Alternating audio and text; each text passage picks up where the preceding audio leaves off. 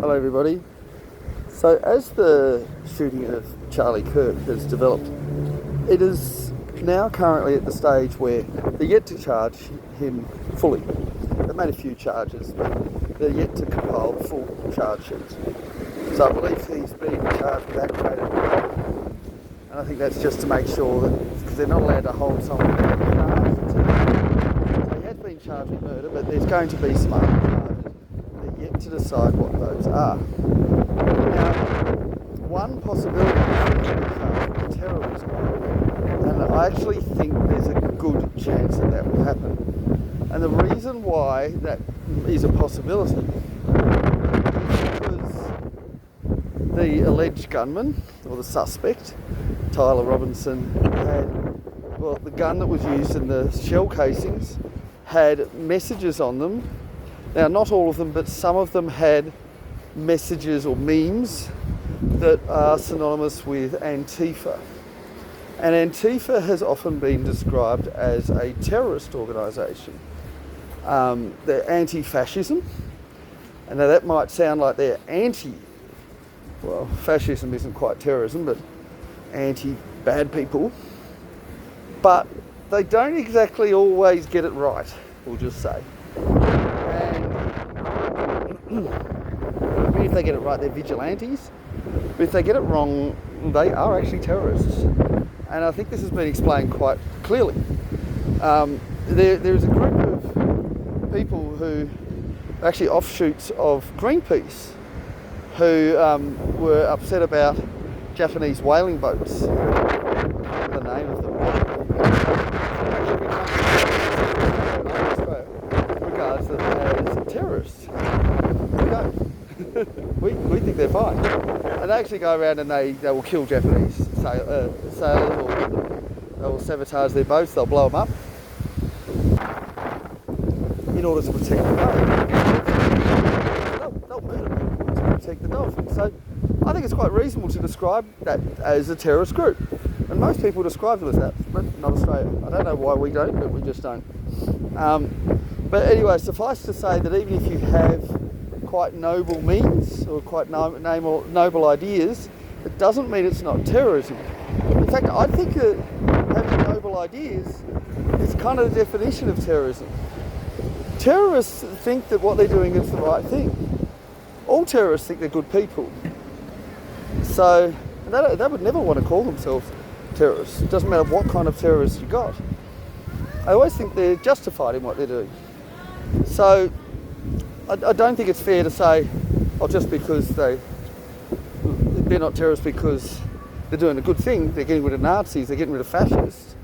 I don't think that stops them from being terrorists. So I wanted to just look, so first and foremost, if you're anti-fascist and you just march in the streets, and that's all you're doing, you're just protesting, well, protests are not terrorists, they're not anything, they're just protesters. If you disagree with something, well, you just protest it. But protesters can become terrorists for the same thing they're protesting about if they start to resort to violence. And this is why only non-violent protests are good. So, like in my country, you can non-violently protest about just about anything. But when the protests turn violent, it's not protected by law, it's not legal. And I keep going back to this Let Women Speak rally from 2 years ago, where it was a non-violent protest, a non-violent rally.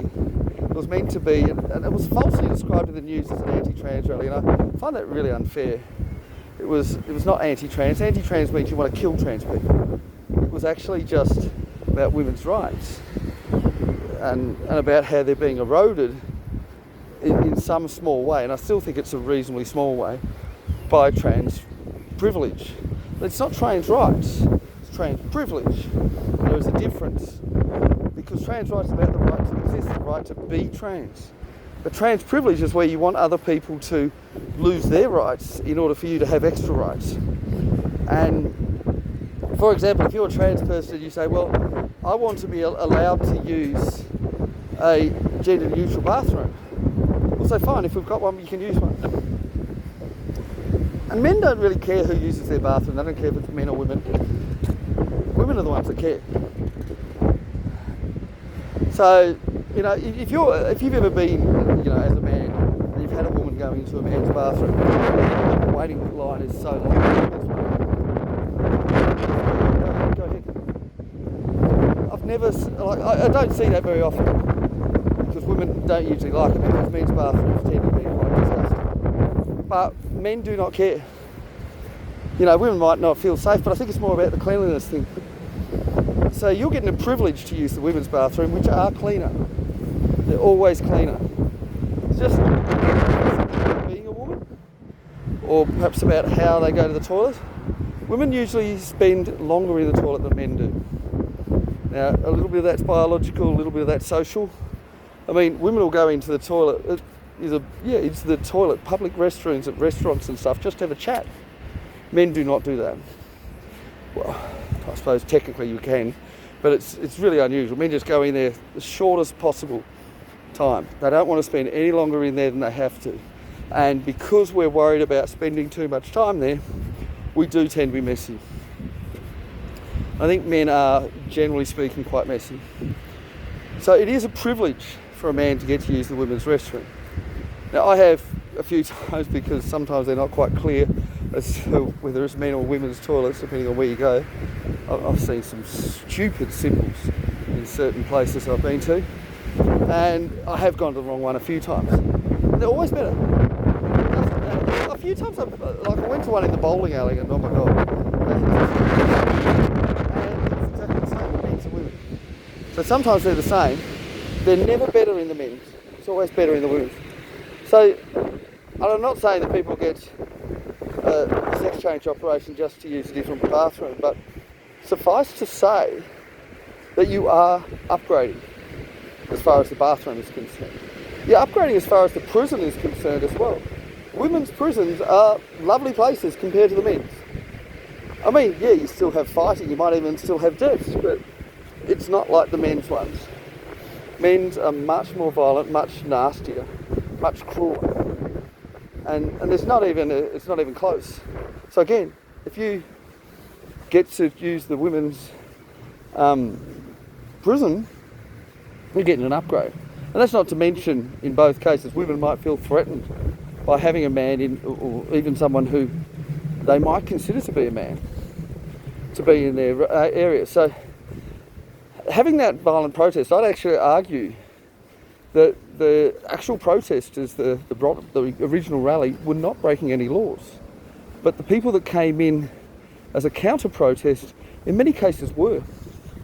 And let alone the Nazis that came in, and well, they supported the original protest. The original protest did not want the Nazis there.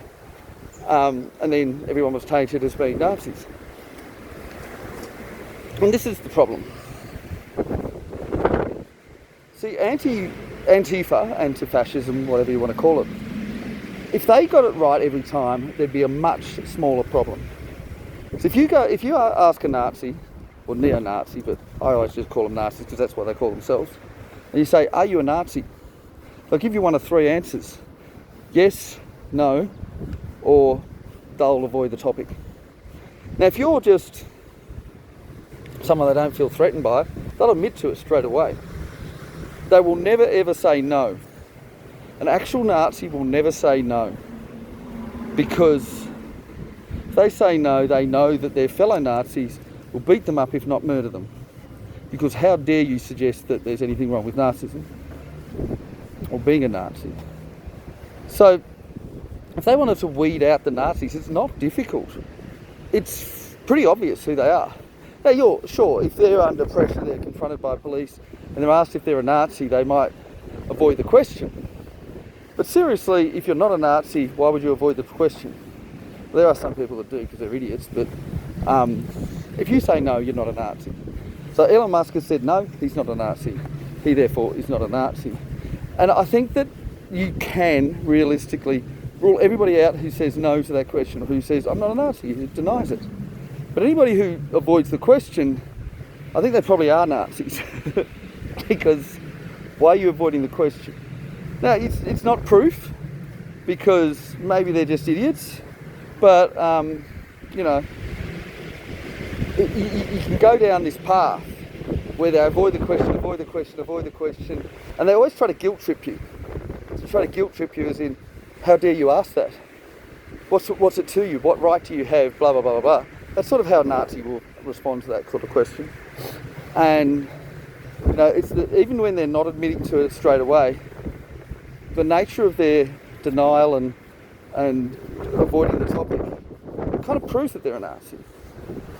So if anti-fascists were only actually going after fascists that they knew were fascists, that were Nazis,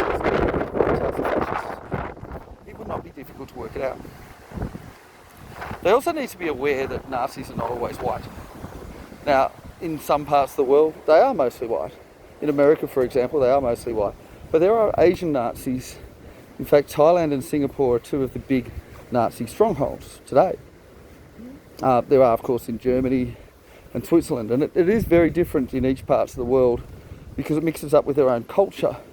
So, for example, in Germany and Switzerland, it's more closely aligned with what Nazism was like in World War II. And even in Greece. And there's a big Nazi stronghold in Greece. And there's different groups and they have slightly different views. And like individuals will have different group views. Not always white supremacists, but they are fascists. Now, I don't even know if there today are any other groups that are fascists other than Nazism. Obviously there used to be, but there aren't anymore, or not that I'm aware of. So they're essentially against Nazism. Now, Nazism is a scourge. Anyone who is calling themselves a Nazi, they're quite an evil person. And they feel self-righteous, they feel quite horrible. Now, they're not quite the same thing as terrorists, although I think they probably are terrorists in a realistic sense. And I certainly think they should be hunted and driven to absolute extinction. I don't advocate murdering Nazis, but I advocate arresting them all, making every law possible to make it illegal as possible. Just get rid of them. You shouldn't be allowed to show anything that suggests a support of Nazism. Now, of course, Ukraine are Nazis, well, not all of them, but they do have a very, very, very positive view of Nazis. So if Antifa were really serious about being anti-fascist, they would support Russia against Ukraine. Now, I want to make that very clear, because Ukraine are the biggest Nazi country in the world. Now, I'm not aware of Antifa going into Ukraine and killing the Nazis in Ukraine. I'm not aware of them pressuring the American government to take the side of Russia against Ukraine. I'm not aware of them doing anything about that. So I think that's the problem, because the actual Nazi groups are often quite powerful. They're quite difficult to physically overwhelm. You need to have quite a big police presence to do it. And they often argue rights and privileges and all sorts of things, and so you definitely need to have the law behind you. So this vigilante group of Antifa usually aren't big enough to take on actual Nazis. So what they do is they support people who they say are similar, who are on the side. They might be supporting Nazis, but these people often aren't supporting Nazis. They just simply have some beliefs that they don't agree with. Basically, they go after people who are on the right side of politics. They call them far-right extremists. But they're not all far-right. Some of them are centre-right. Some of them are even just centre. They're not even on the right side at all.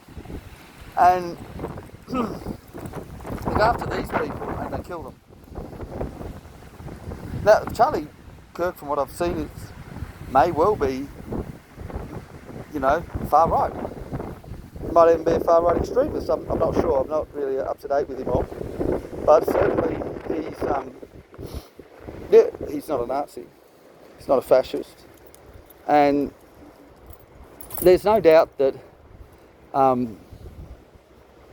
Antifa ideology was a major motivator towards the murder. and there were other people supporting that. The inscriptions on the bullet casings prove that that was a major motivation. He wanted to kill a fascist.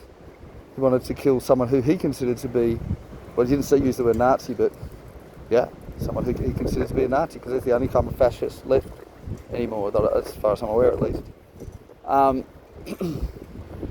Wanted to kill somebody who, you know, I think he probably knew he wasn't an actual Nazi, because if he was an actual Nazi, he'd say he was a Nazi. And there are definitely people in the world, there's probably hundreds of thousands of them, who will say quite happily that they are Nazis. Might even be millions. Still left today, which is disgusting really, considering what we know of what the Nazis did. When I see every so often online, there's people that promote and support them. I've seen people support Nazism here in Melbourne by saying, oh, they're just freedom fighters, they're talking about their right to freedom of speech, and how dare they be prosecuted or persecuted. And that's just not the case. Being a Nazi is not about freedom of speech, it's about suppressing someone else's freedom of speech. So I think that we can say that this was a terrorist act. I think look, they might not win that case in court, but I think that there's enough to certainly charge. Oh my God.